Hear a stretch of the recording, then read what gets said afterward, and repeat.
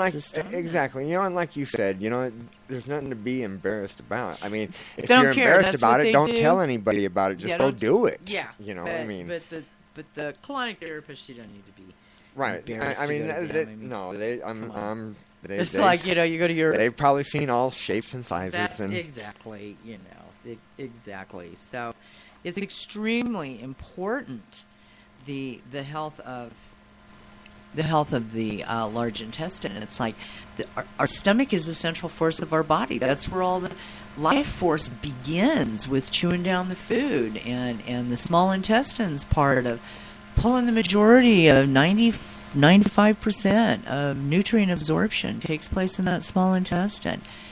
5% or so, takes place in that first, part of the ascending and transverse colon. What's left, and then down the descending colon that's where it goes from liquid and starts to solidify. Okay. So, I'm sorry to interrupt you, but so now I've been noticing on mainstream media, now they're recommending that male go get colonoscopies, so often, like, now. Well, they did that with women too. They want everybody to do it at 50. But okay, now I'm way beyond that. Okay, now I was just gonna say, if you're taking care of your system, I don't do that. You really shouldn't have to worry about that part. You don't need to worry about it. You don't need to worry about it. It depends on. Okay. It's like a lot of people say, "Oh, there's a family history." Well, you know what? I don't eat like my family did. Right, because if you think about your body stop and think about that. If you think like my neighbor, okay, I'm going to use an analogy of your body as being a vehicle, okay, which it is a vehicle. It is. That's okay, now, my neighbor has had this truck since 1980. It's got over 5 million miles on it. 5 million? And it runs like a charm. How many miles does that have on 5 million. For real? Come on. No, I'm serious. 5 million. 5 million miles. Now, but I'm telling you, the maintenance that he puts in on this truck, and $500,000. No. Nope. This is, what's he got? 0000 on the odometer now. Yeah, but no, I mean, he's kept the pre-maintenance on it. Like the oil changed before its time. I mean, it's nothing on that vehicle looks old. Oh, and it runs like it was brand new. And I mean, your body can do the same thing. Exactly. Your body, I mean, of course, we're all going to die, but I mean, wouldn't you like to have a great physical health until that time comes? Exactly. Exactly. Look at Betty White. Exactly. Wow! She's an amazing lady, man. I love that lady. Betty White. Right? She looks wonderful. She just turned 93. Yeah. Way cool. Yeah. Everybody's sweetheart. Yeah. So, okay. So then the purpose of the large intestine is mainly to reabsorb water and electrolytes, and then to solidify the waste matter. So there's just, like I said, there's a small amount of digesting that takes place in the ascending and the transverse. But, by the time it passes the transverse colon onto the left side there, and that splenic flexure to go into the descending colon, that's where that all starts to solidify. And then it makes the curve at the sigmoid flexure, and that's the storage. That's where it's being held, and that's also the area, like I said, that we end up a lot of cancers will be in that sigmoid area and that holding area. 70% of our immune system is in the large intestine. It literally swarms with billions of microscopic organisms. So that's where it's really important to, there's some bad bacteria there, but there's a lot of good bacteria. That's why, it's so important to drink kefir, which is loaded with good bacteria cultures. Probiotic 11, any type of probiotics that you can take. And what that does is, and you know what I've always done too with people, and my recommendation has always been that you need 6 to 8 hours of all that good bacteria being released into the digestive tract to make its way to the small intestine, to the large intestine. You need to do that in the evening. Excuse me, before you go to bed, so that it has 6 to 8 hours to culture and do what it's supposed to do. When you take those with meals, or you take them in between meals during the day, you're constantly taking on fluids and eating food, and it's it just gets washed away. It doesn't get a hold and a grasp of recolonizing as well as it does if you'll take it at bedtime. So probiotics for a child, you can mix a couple capsules, open and empty them, put in a little applesauce or a little bit of yogurt, and have them eat it. Take it a couple teaspoons, and it's good. Just mix it into a little bit, give it to them that way with children, and give them a little drink of water and send them off bed. And what happens is that good bacteria has a chance to culture in the intestinal tract and start colonizing and building up the way that it should, because it's the majority of our immune system. With adults, take 4 or 6 capsules. Kefir, drink kefir. It's mega yogurt, mega yogurt. Most yogurts have 2-3 different strains in it, but kefir, you're looking at 12 to 26 different strains of good bacteria that are needed in the digestive tract. So I loved it when we lived down in Missouri. My wonderful friend of mine, she's now down in Arkansas, and she's in a really cool area. She's in that Eureka Springs, Arkansas area, which is beautiful, and it is such a cool place. She's down there now, but she had lots of goats, and so I bought all my goat milk from Sylvia, and we had so much goat milk because it was so reasonably priced that I made a lot of kefir.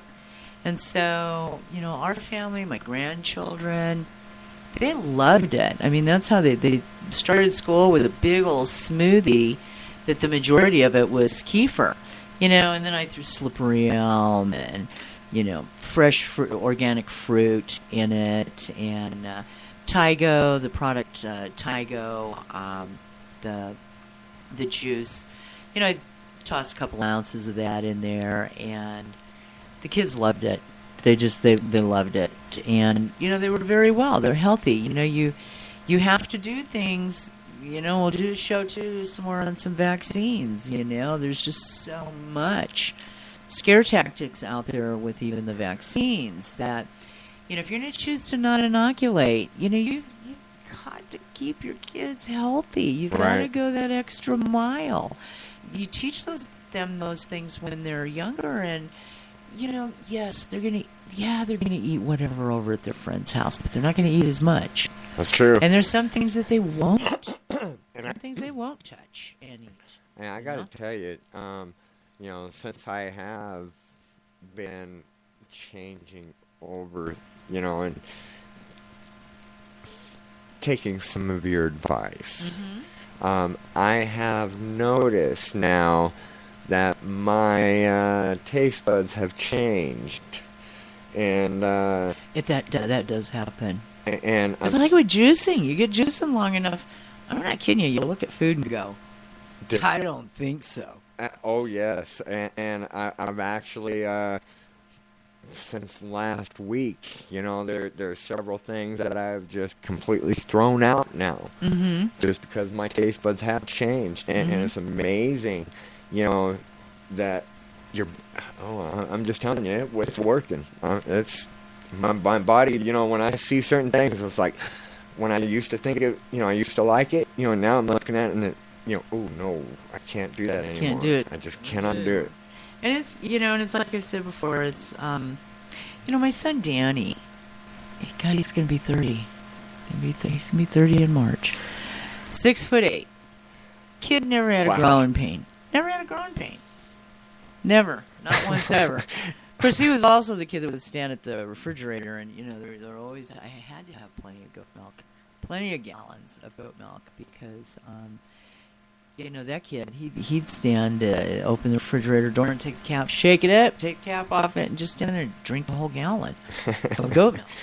And he was great, with the kefir and stuff, too, but never had a growing pain. But, he's been very, very healthy. He was never inoculated. He didn't get any naturally raised meat until he was 2. Wow. He never had grains. His diet was predominantly vegetables, fruits, seeds, and nuts. And he's a strong guy. He's a strong guy. He's 6'8", and he weighs about 220. He's lean, but he's strong. He's muscle. Dang. He works commercial FedEx. They love him. He amazes them with what he's able to pull off in a day and get it all done before everybody else. Run circles around people, I bet he does. Back on that. But you really have to. There's things that they just can't have. And it was wild when he was a young teenager and he came home from a friend's house, and God, he was like bouncing off the walls, and he was so hyper, and I was like, God, this kid's going to have a heart attack. What did you eat over at your friend's house? I finally called his friend's mom, and she says, oh, well, he went with us to the store, and there's this new pop out now, and it's called Jolt. And shit. It's mega, it's real high in caffeine, and it was like, well, Danny doesn't really drink pop. How many did he have? She says, oh, well, him and Mike drank. They each probably drank a 6-pack of these. It's like, God. Probably better give my kids some hawthorn berries and some REXs, which was an herbal nervine, calm him down, So. But that was pretty wild. And it's like, well, please don't ever allow that to happen again. And, he never had Kool-Aid. That was never something in my house. So. But anyway, okay, back to 70% of our immune system is in that large intestine. And so with all that microbial life going on there with those organisms, that's all that good bacteria. So it also plays, not only being part of the immune system, but the enhancement of it is that it also plays a major role in nutrition and digestion. And so it's here that we find the friendly bacteria synthesizes nutrients like B complex. So I've said before, people who are getting B12 shots all the time, people who take B12 sublingual under the tongue, you don't need to keep taking B12 shots forever and ever and ever and ever. And you don't need to be taking all the sublingual B. If you're doing that, and if that's what's going on, you do not have enough good bacteria in your intestinal tract, in the large intestine, because it's there. It is the good bacteria that synthesizes the B complex, vitamin K. It's where our fatty acids, if you want fatty acid absorption properly, you need good bacteria. So some of these, and then some of the substances that, we find that this bacteria takes care of, it also takes care of extremely toxic substances that come into our body, the good bacteria. So kind of like, the tumor in the bowel, the tumor in the lung, tumor in the bowel first, tumor in the lung secondary. Taking a B12 shot all the time is secondary. You need to go back to bringing up the good bacteria in the large intestine so that